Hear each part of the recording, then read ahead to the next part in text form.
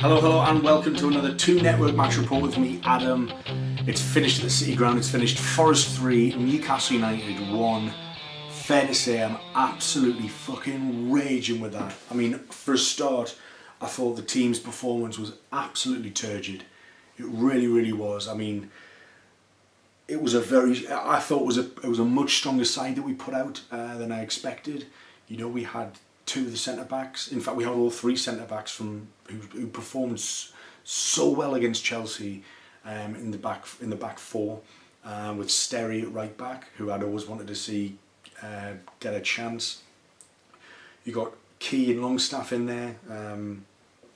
Again, not much experience at Newcastle, but Key more than an experienced player to have in the middle of the park against a Forest midfield. You had Atsu, who I thought actually was probably one of our most lively players in the first half. Kennedy's return to the team on the left hand side, and Muto and Hoslu through the middle, who, you know, Hoslu on form, Muto, I was really been banging the drum to see him get a start, and you know, it was just the absolute worst. It was the worst possible start. Byron on the right hand side goes on a run, nutmegs Kennedy, who I thought was very poor in the first half. I think Kennedy only really seemed to come to life once he got pushed back into left back later on in the game. But Byron got down to the byline, crossed it in, and Shea, who was supposed to be marking a former Newcastle man, Daryl Murphy, was absolutely nowhere, and it was basically a carbon copy of the goal that Hoslu scored against Chelsea at the weekend, and that was very telling. It would set the tone for the night. It sort of put our plans. I really fancied us to run out by a goal or 2 goals tonight, and I think that really shook Shea's confidence, and you know, we were just failing to get a grip on the game. I was really let down by, as I said, Kennedy. Atsu seemed to be the best performer in terms of attacking threat throughout the first half. Hoslu had a number of headed chances which couldn't really do anything with.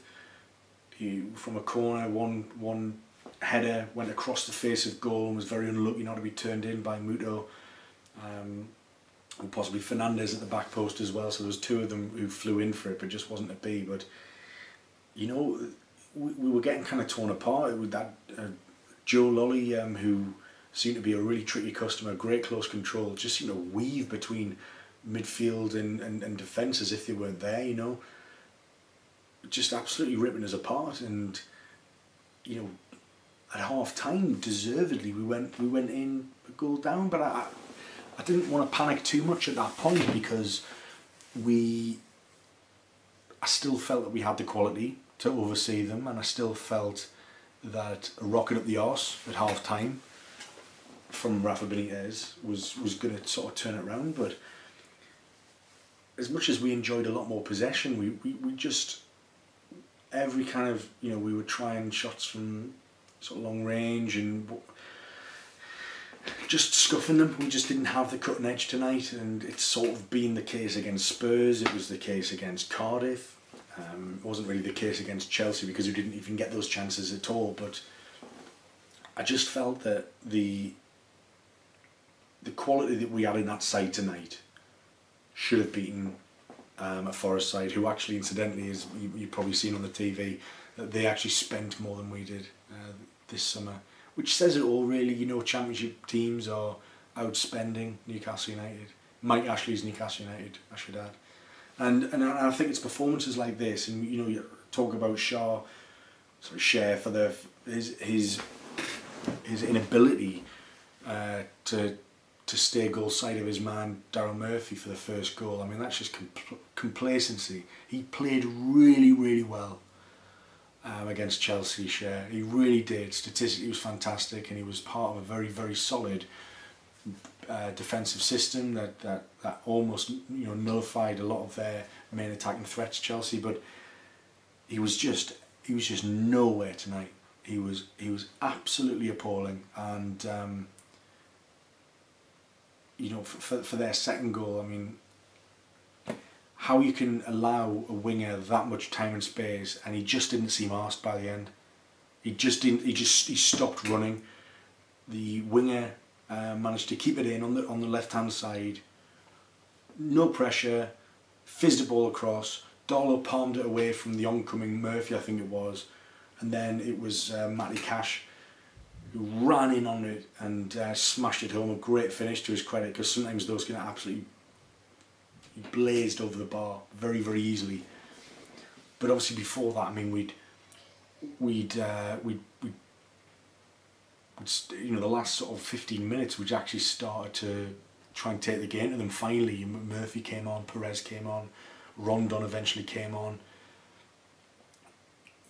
You know, Benitez didn't want to be playing these players because he wanted to save them for the Man City game, but you know, this was just out of necessity. You know, so Kennedy dropped back, and we had Perez and Murphy and Rondon trying to spearhead an attack, and indeed it was Perez and, in fact it was Murphy, Perez and Rondon who combined for the equaliser on the 92nd minute.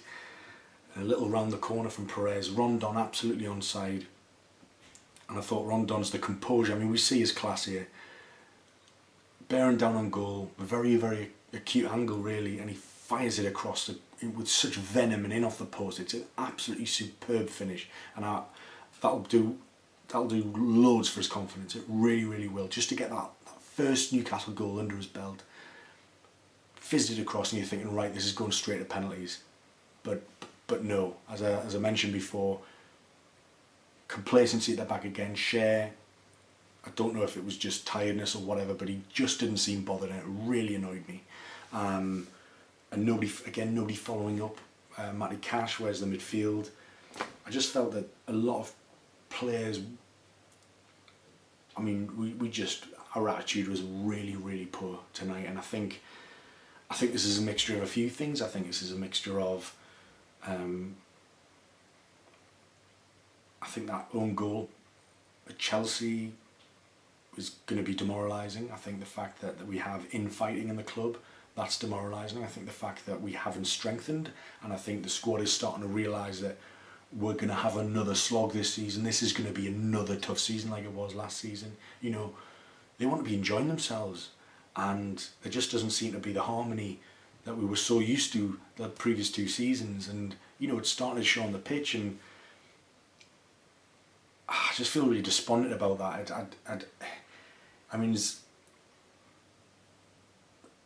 Kennedy was actually doing well as a deep line playmaker in the left back role, and it was one of his long balls that sort of looked to find Perez, and Perez, I think it was Rondon flicked it on, Perez went searching for it, and the goalkeeper steals just, I mean, is this the former Sunderland guy? I think it is, yeah, and he's just flattened Perez, hasn't got the ball, and the referee's just waved it away, and it's another situation at the City ground where a referee, we've had a controversial referee decision based on penalties, and it was just, I mean, it's a stonewall penalty, isn't it?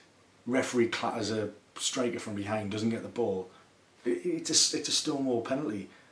You see an interview after the game with the man of the match, Hefele, who was a right wind-up merchant, and you know, he's the kind of player you'd probably love to have on your team.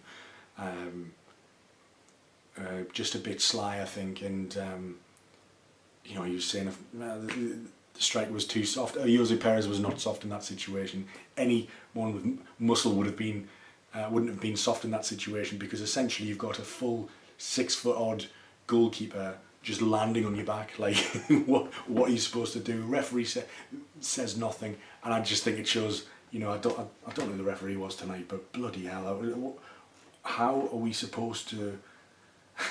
What are you supposed to do? You know, twice we've gone to the City ground now in the last couple of years, and we've just been absolutely dicked over by ridiculous decisions. It's nowhere near an excuse for how turgid we played as a team. Absolutely not. Had we won that game on penalties, for example, that still would have been a turgid performance. Don't get me wrong. That's not an excuse, but when you're 2-1 down and your striker gets flattened by a goalkeeper, it's a blatant penalty, and I cannot. You saw how much Jose Perez was raging at the end. I mean, he had to be pulled away. He could not take it, and I understand his passion there, because there is no reason on this earth that the referee can't see that as a penalty. Everyone else saw it as a penalty. Absolutely everybody did. And of course,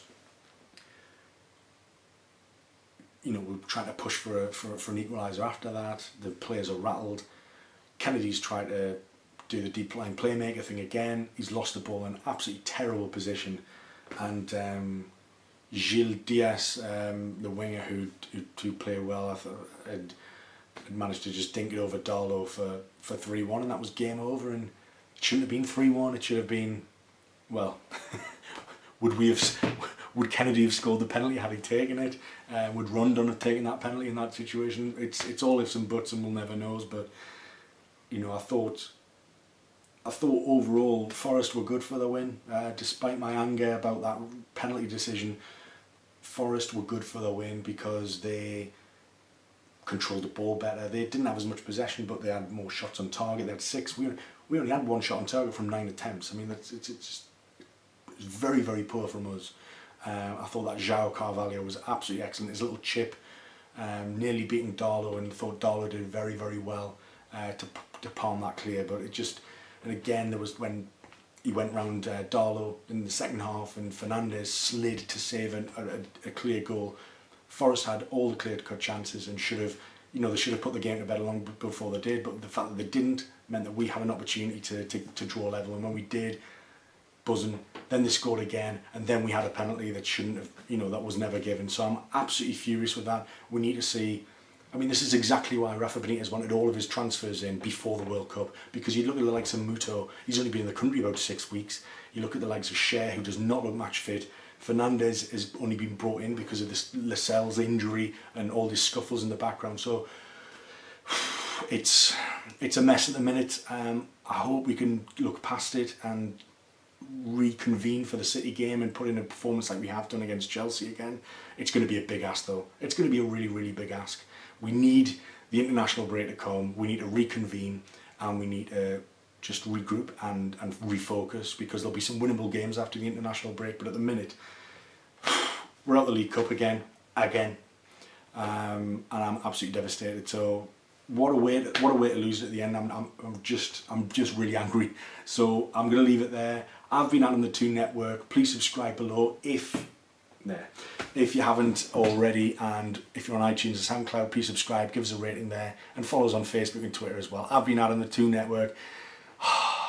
What a night, man. Bloody City ground again. See you later. Bye-zy, bye.